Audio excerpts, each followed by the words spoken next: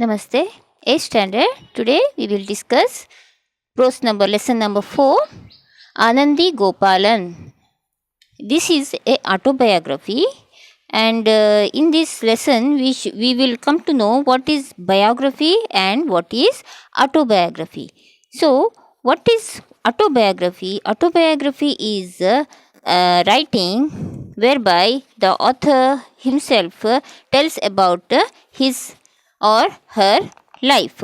So here they are given page number 26. They have given some of the meaning of biography and autobiography. What do you call this type of writing? This Anandi Gopalan, this lesson, this type of writing, what do you call it? What do you call the life history written by a person about himself? A life history. Whatever has gone in our life, this is called life history. Whatever has happened to us, this is called life history. If the person himself writes the life history of himself, what it is called? So, it is called autobiography.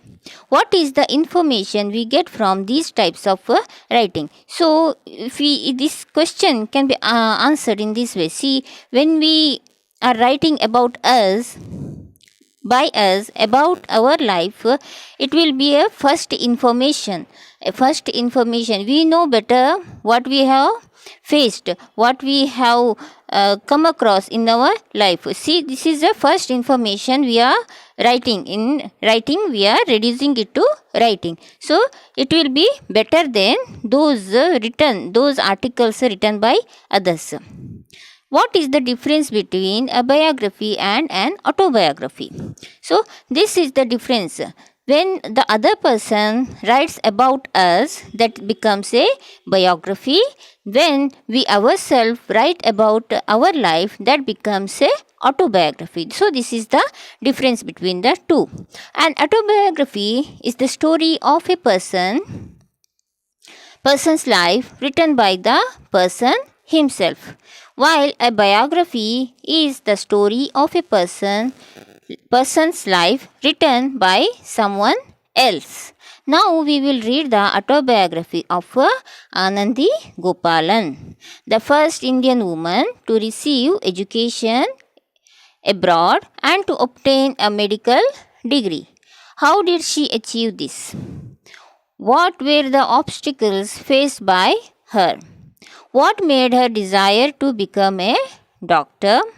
Read her autobiography to get answers to these questions. So, this is what we will study in this lesson. This is about the life of Anandi Gopalan. So, coming to first paragraph. I was born on 31st March 1865 as Yamuna Joshi in Kalyan, a small town near Mumbai. My family used to be the landlords in the town, but had lost their riches. When I was 9 years old, I was married and my name was changed to Anandi. So, Anandi Boy was not Anandi Boy before. It is only after her marriage with Gopal Rao, she became a Anandi Rao. So, she was born on 31st 1865.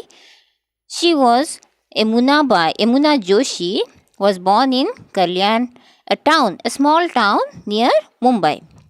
Now, her family were landlords in the town. So, landlords, who are landlords? Those who own the land, those who have title over the land are called landlords. So, the landlord means they are very rich people. But this richness has lost. They have lost their richness. They have lost their lands due to some or other reason. So, they are not as rich as they were before.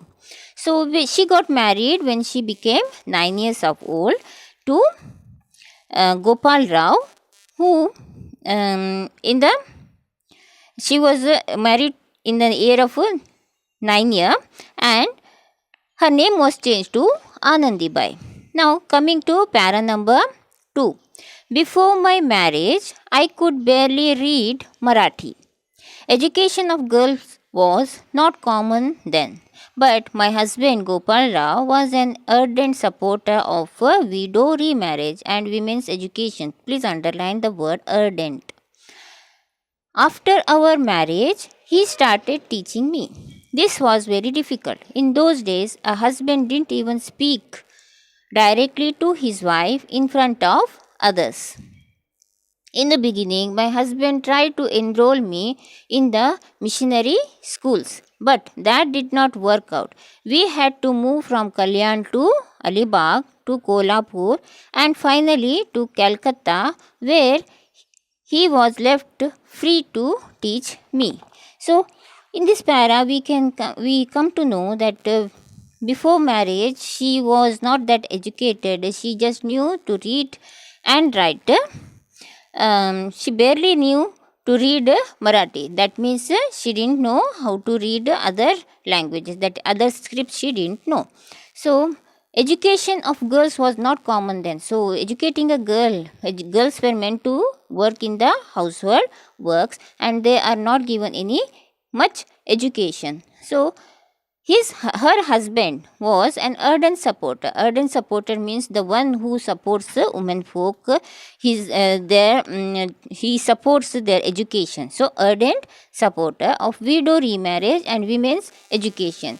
Those who became widow, her husband Gopal Rao was ardent supporter of widow remarriage. Those who became widows, they should be get married, because in earlier days widows were left as bad luck people, as they are not educated, nor even they were just thrown out of the family. Their life is finished once they become widows. So Gopal Rao was the strong supporter of widow remarriage. So he wanted to educate Anandibai, and this was very difficult. In those days, a husband in earlier days, a husband didn't even speak directly to his wife in front of others.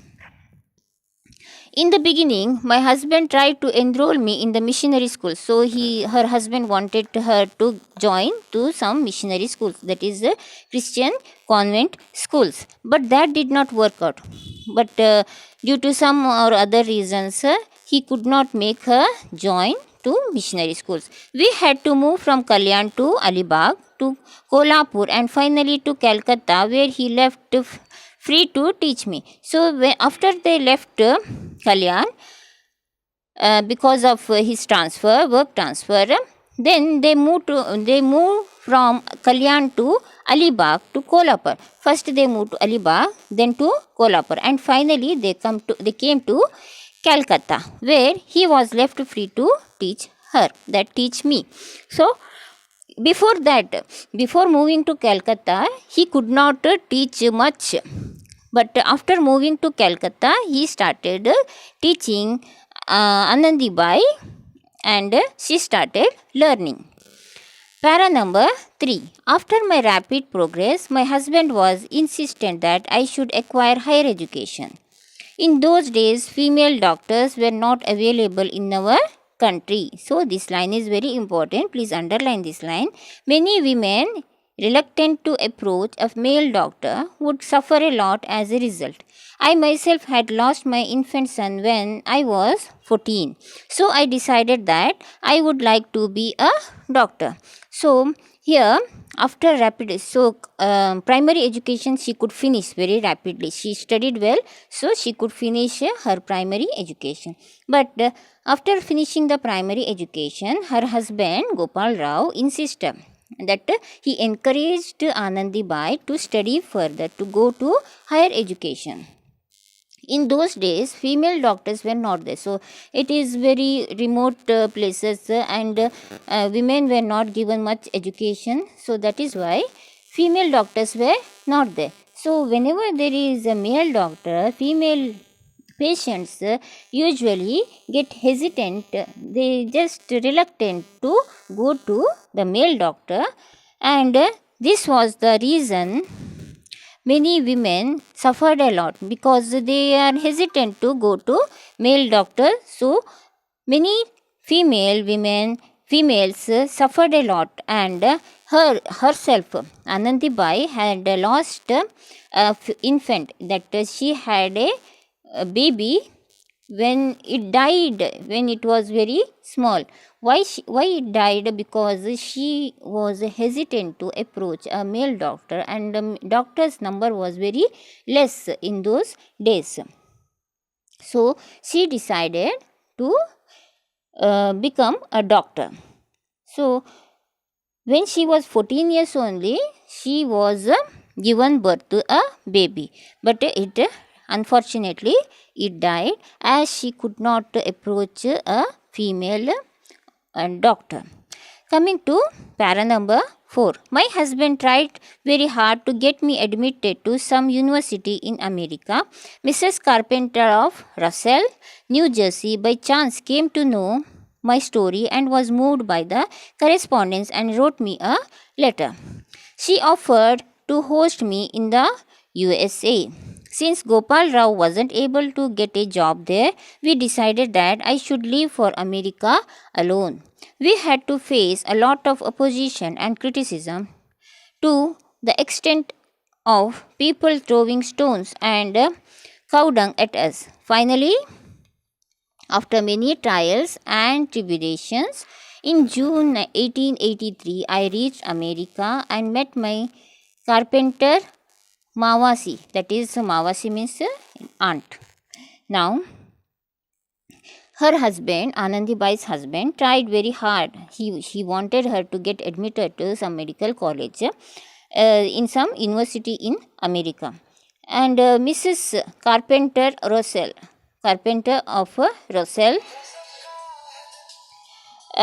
of New Jersey, by chance came to know about her struggle to get admission in the medical colleges. So, Carpenter offered her to become a host in the USA, since Gopal Rao wasn't able to get a job there, as she wanted to get admission in the medical college in the university,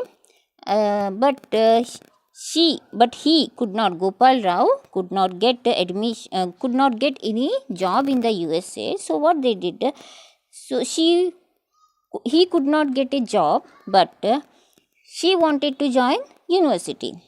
As there was no connection, as there was so many obstacles in the way, so they decided that she will leave America alone.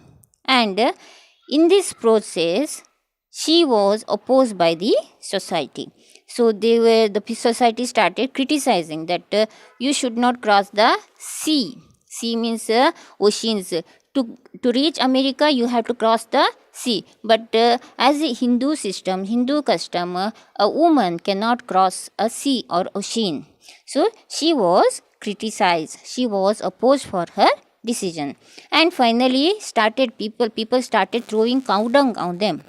And finally, after many trials, after many difficulties, so many problems, she ultimately reached America on June 1883.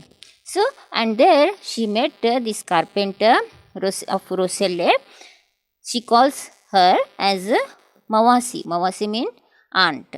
So, this is how she reached America. Remaining from para number 5 to